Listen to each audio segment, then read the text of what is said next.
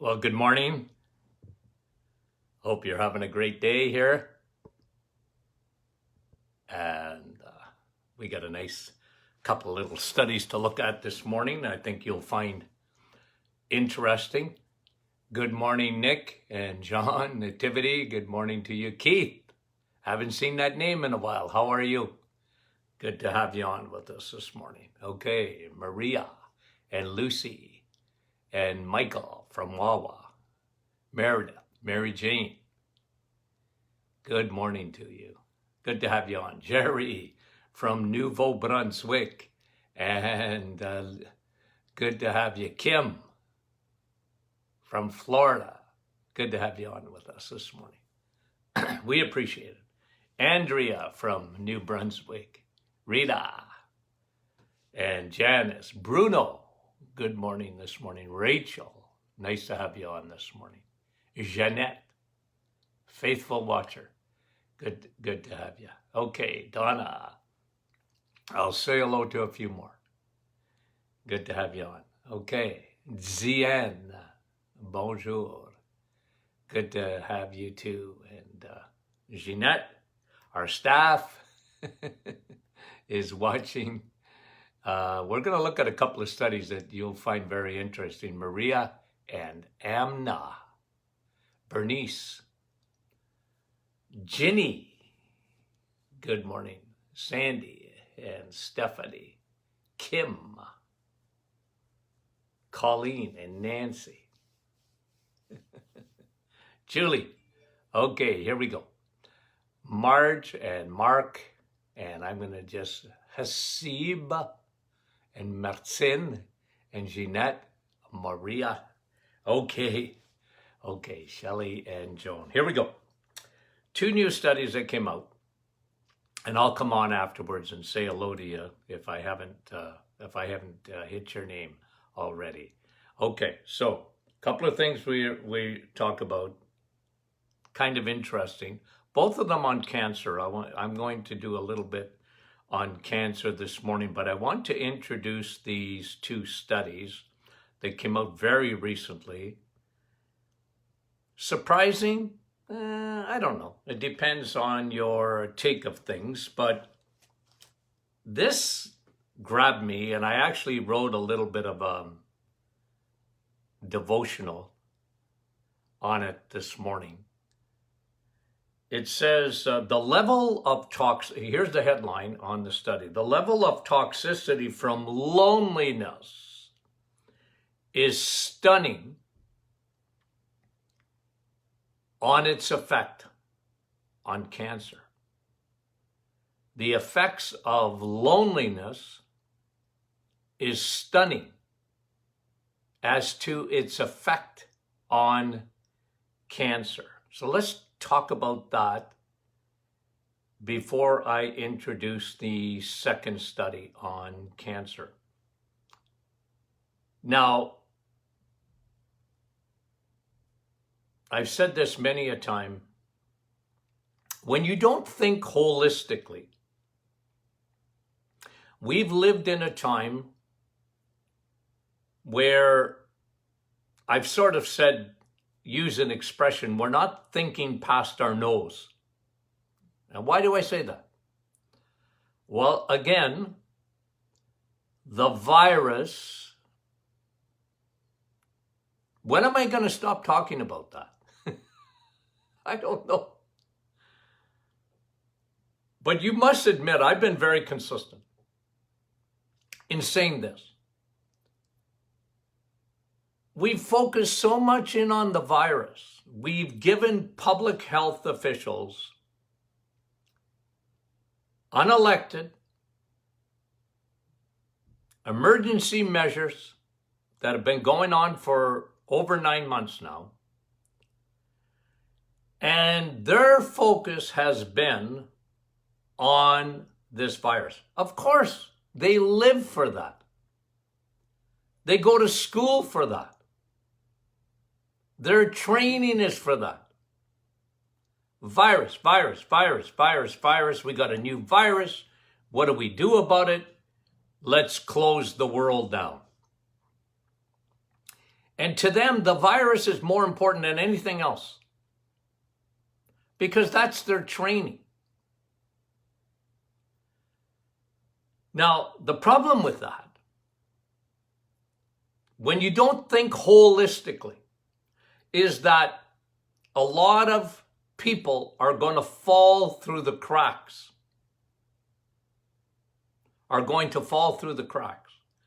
And I've been saying this for 9 months. Remember, we've had many sessions, the coming tsunami, because we're not thinking past our nose. Fear. Well, in this same study, listen to this. In this same study, fear, anxiety, depression. I was talking to you about statistics in Northern Ontario, in suicides, overdoses, amongst young people. You know, I got an honorary degree, I don't know if you knew this or not, in obituaryology. I read obituaries every day. Well, I want to make sure I'm not in it. No, but seriously, I'm fascinated by that. But you know how many young people are in obituaries? And you see when, died suddenly. You know how many times that's suicide or overdose? They don't like to talk about it. They really don't. They don't like to talk about it because, But since March, just in our hometown, Sudbury, it's averaging one a day. Suicide or overdoses. Young people. It's crazy. But because there's always been suicides and there're going to be overdoses. But it's like on steroids today. Because people are meant to be with their families. They're meant to be with other people. And, you can argue with me if you want. That's fine. But I've been consistent. I've said it. Look, we're not, first of all, we missed the elephant in the room because the only people that get sick from COVID, I mean really sick, are people that are metabolically unwell, one, and old. It doesn't hit other people. So look, I'm not saying it never happens. I'm just telling you, look, for young people, the flu is more dangerous. That's just a fact. I'm not negating the virus. I'm not saying that. But I think we made a huge mistake by focusing in only on that and not looking at the rest of health. And this statistic ought to shock the life out of you, that you get a 26% increase in the risk of cancer if you're lonely. 26%. Smoking won't even increase your cancer 26%. Risk of cancer, it's probably close. But think about that for a minute. Think of what this study is saying. And by the way, if you have anxiety or depression, your increase in rates of cancer go up 21%. It's worse to be lonely.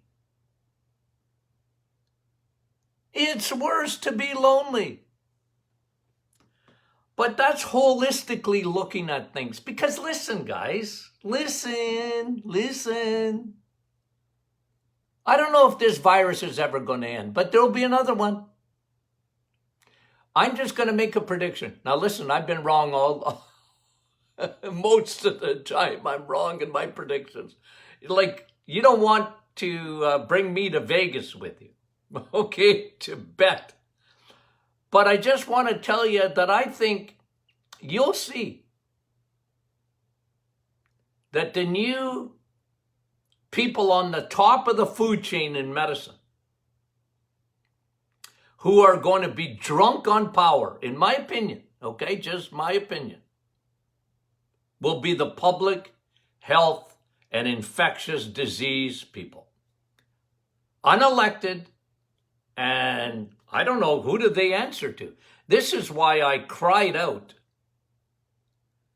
to the Canadian Medical Association. What happened to the pathologist? What happened to the oncologist? What happened to the cardiologist? People are still dying of cancer. Cancer didn't go away. People are still dying of heart disease.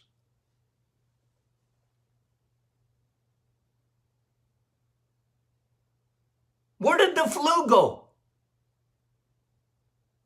Nobody's got it this year. What were they saying in Alberta?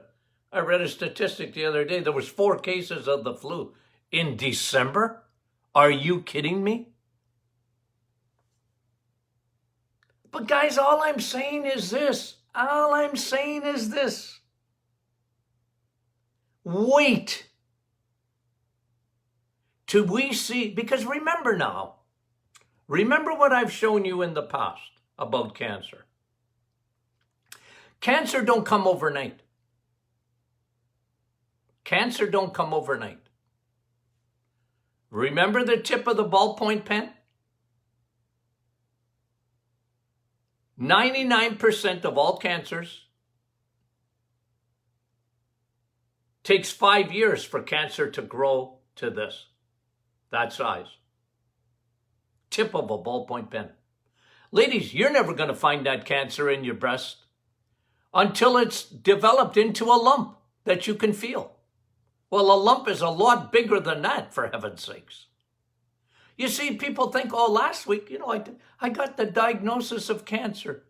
It must, I felt it in the breast, and I went to the doctor and they took a mammogram, and they call you back and they go, I would like to see you in well, not today, because you can't see a doctor because of COVID.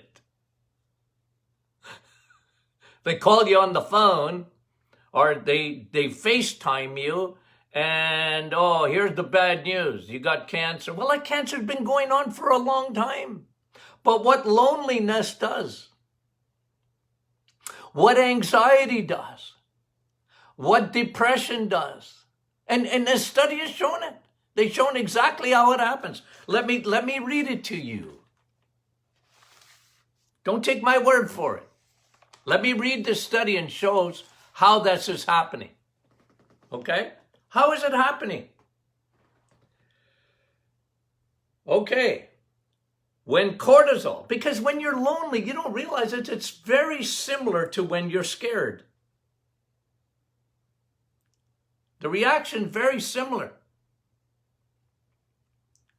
to when you're scared. You get the drip, drip, drip of cortisol.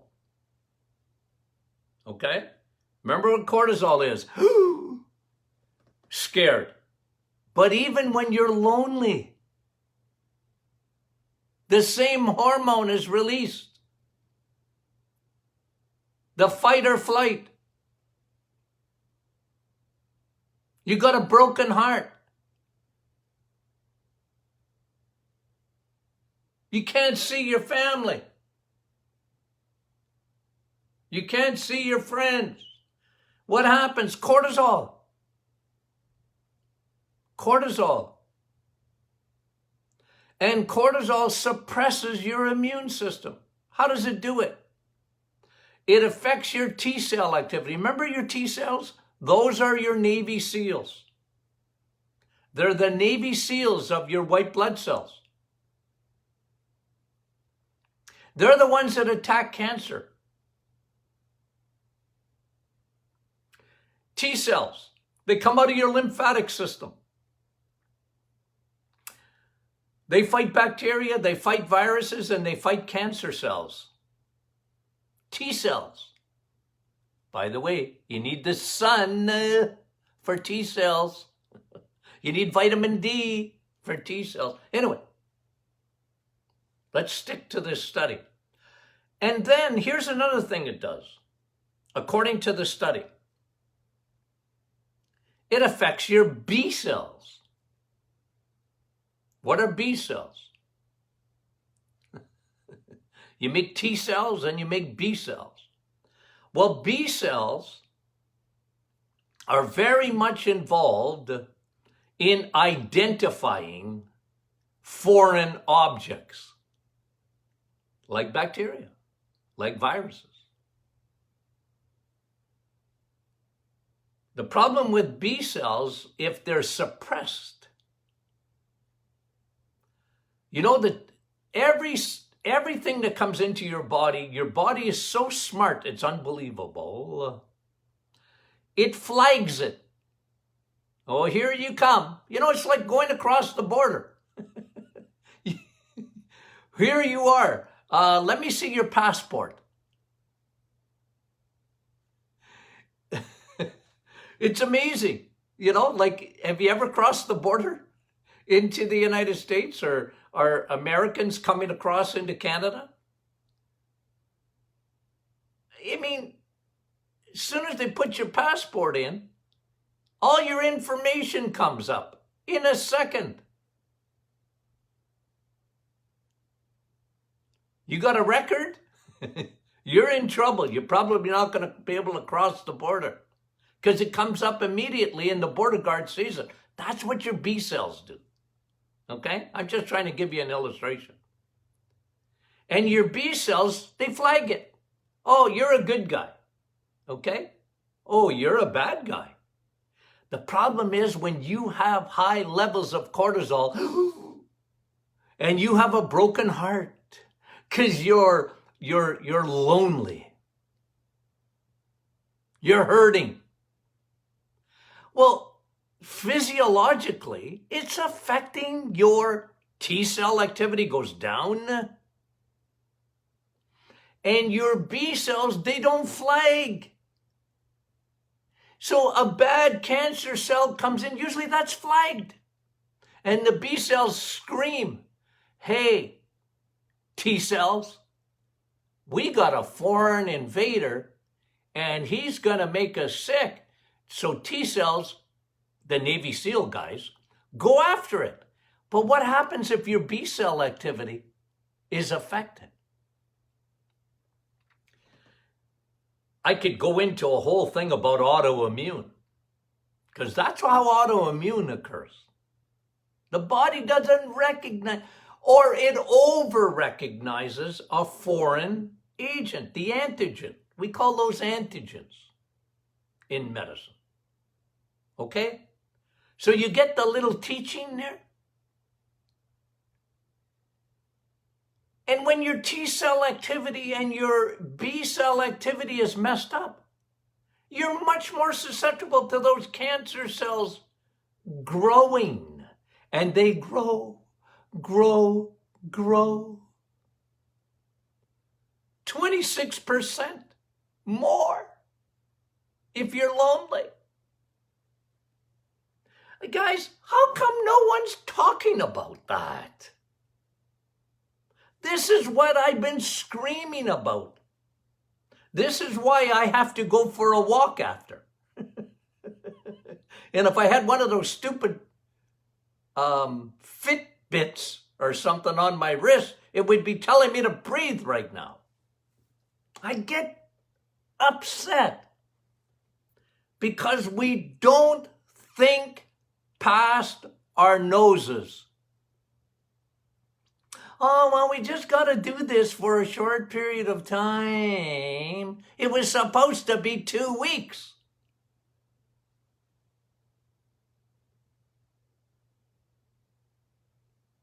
And you don't want me. Oh, I get... When they closed gyms, I was saying, jeepers creepers, that's the last place that should be closed. But they don't think, you know, I just wish I could get an infectious disease doctor and grab their little face for 5 seconds and say, why are you closing the gyms? The virus. No. But what about our immune system? If you have a good immune system, you got nothing to worry about, honey. But nobody talks about it. It drives me insane. No, but really, this is why I know I'm preaching to the choir here today, this morning. I know you're on my side. But for heaven's sakes, what's more dangerous to our society? The virus or cancer? Because we're going to see it, guys. I'm telling you, cancer rates, we're not winning the war on cancer because we're looking for love in all the wrong places. And then, here's another thing. I'm just going to say it. It's actually a whole other study. But I'll just give you a little tidbit right now. Not a timbit, a tidbit. You know what happens when you're depressed, anxious, or lonely? There's a part in your brain called the cerebral cortex. And it works to keep you away from addictions to sugar. But you know what happens when cortisol is drip, drip, drip, drip, drip, drip, drip? The cerebral cortex don't work like it should. And you got a center in your brain, the dopamine center in your brain that says, you know what? I'm down. I need sugar. And I'll tell you guys, this long-term effect it's so destructive. I just can't emphasize it enough. A 26% loneliness increases your risk of cancer by 26%. Now, I've said this to you many a time. Ladies, breast cancer. I stress it. Breast cancer. It's a trinity. I kind of like that. Of bad. It's a trinity of bad. There's 3 things that will up your increase, ladies, of breast cancer. And this is why we're not winning the war on cancer, because I'll just give you breast cancer. 1 out of 20 women used to die of breast cancer in the 1970s. It's now down to what? 1 out of 6, 1 out of 7, 1 out of 5, depending on who you're listening to. But it ain't good. There's a trinity. Write these down. If you take notes, write the trinity down for breast cancer, and I've rarely ever seen an exception to this, ever. And by the way, men, prostate cancer and breast cancer, a two-headed coin. So breast cancer, what is it? The trinity that's out to get you. 1, insulin. That's food. That's sugar. That's crappy carbohydrates. You got it? Number 1. The number 1 effect, because cancer needs fuel. Always remember that. Cancer needs fuel. I don't care what kind of cancer it is. It needs fuel. Cancer cells need fuel. And you know what they hitch their wagon to? Sugar. And if you don't believe me, the illustration I use all the time is the PET scan. I remember telling an oncologist that one time. Yeah, they never heard it. They never heard it in all the years they went to medical school. She said to me, "What?" Well, I said, if you go down to the cancer, you work in the cancer center, I said, what do you got? Why are you giving out Timbits and Ensure and Boost? Because you're going to ensure that they die of cancer, and you're boosting Ensure and Boost. Why are you giving that stuff? It's full of sugar. Well, they need energy. They're not going to eat. I said, this is an oncologist I'm talking to. I said, well, how does a PET scan work? Well, you get, what? How does a PET scan work, Doc? Well, you give them a cup of sugar, and they light up like a Christmas tree if they have cancer. And I rest my case. Because I'm the quack. I said, but cancer, it needs fuel. 1, insulin. Got it? 2, you guys know this. And this is for men too. It needs estrogen. Breast cancer and prostate cancer need estrogen. That's part of that trinity, the unholy trinity. And the third one is cortisol. Cortisol's not your friend. I just gave you a tremendous example of that. What makes a perfect storm in cancer? A perfect storm in cancer is insulin, estrogen, which makes you a woman and makes a man a woman too. As a man's testosterone level goes down, their estrogen levels go up. And every plastic and everything today, you can't leave well, unless you're planning on leaving the planet, you're going to be surrounded by xenoestrogens. And this is why, you know me, I have a heart attack. Just thinking about all those people with the spray, and the clean the hands 75,000 times a day. Yeah, but you see, that'll kill the virus, Dr. Martin. I know, but it'll kill you too.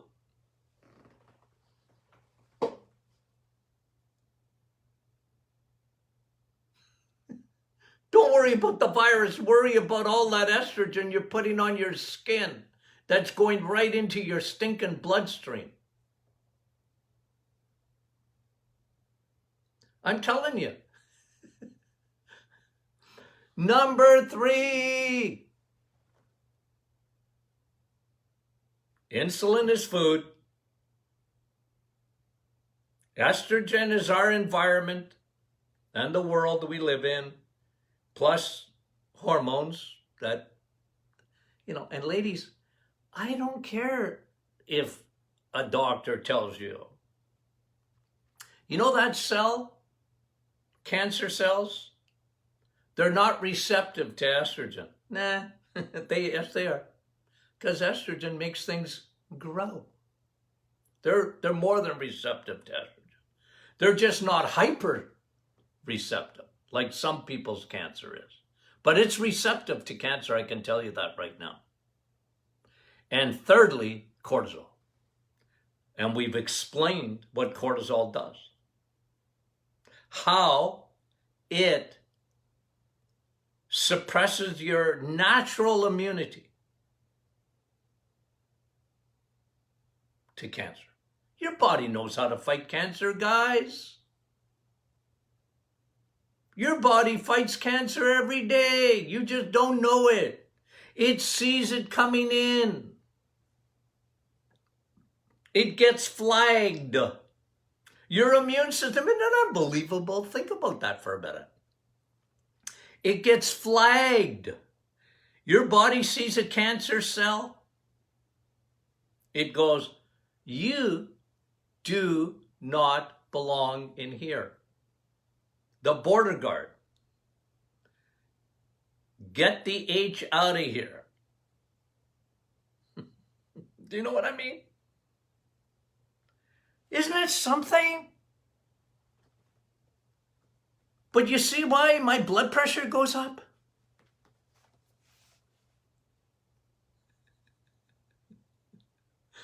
And Kathy says, how do you check for cortisol? Well, I used to do it in practice every day.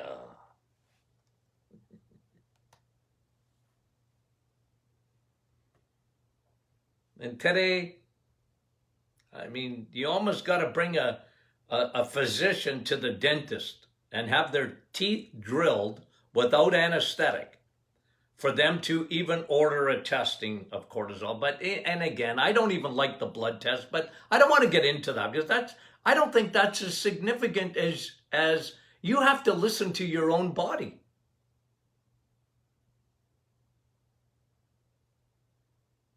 And realize, you know, that your cortisol levels are high. And in this day and age, especially in the world we live in, isn't it true? There's so few that are not being affected. I didn't even bring you the other study. I promise I'll do that at another time. Oh, I just had to take a deep breath there. I get wound up, guys. I get wound up because it's just, in medicine, it's common sense. And they've thrown it out the window to the detriment of our society in the long term. Let me just throw something else out too, okay? Now, again, let me just throw this out. If you look at the deaths in 2020, total deaths, all the deaths around the world, it's not higher than it was in 2019. It's not.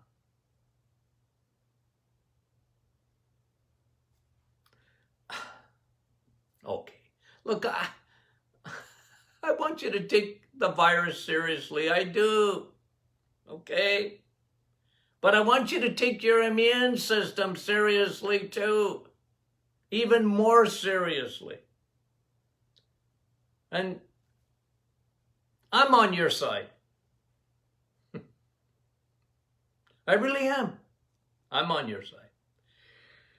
Okay. Tomorrow, question and answer. Thursday. Okay? Question and answer Thursday tomorrow. Why? Because Friday's New Year's Day. We would take a break for the very first day. And then we'll be back supercharged, Lord willing, on Monday. But tomorrow's question and answer, it's not too late to send your questions in. Okay? We sure appreciate that. Couple other housekeeping things. A little bit of advertisement. We're getting another big shipment of books. And you've made this a big bestseller already. Already. The Metabolic Reset. Does it work? Yeah, unbelievable. Who's joining us on January 1st for the reset? Okay? Put your hand up. Okay? You want to join on, it'll probably won't be on the 1st because that's Friday. So we'll start next week. Okay? So we'll give you a little time to get ready, and we're gonna do this together, okay? We're gonna do the reset together. Plus, invite your friends and your family and your neighbors, whoever, to join the private Facebook group. We sure appreciate it. We're up to, I can't remember how many thousand now. Thank you for watching on Facebook. We can't get over the response and the podcast. Up to over 2 million now. Unbelievable. Since March. Okay. We love you guys, and we talk to you soon.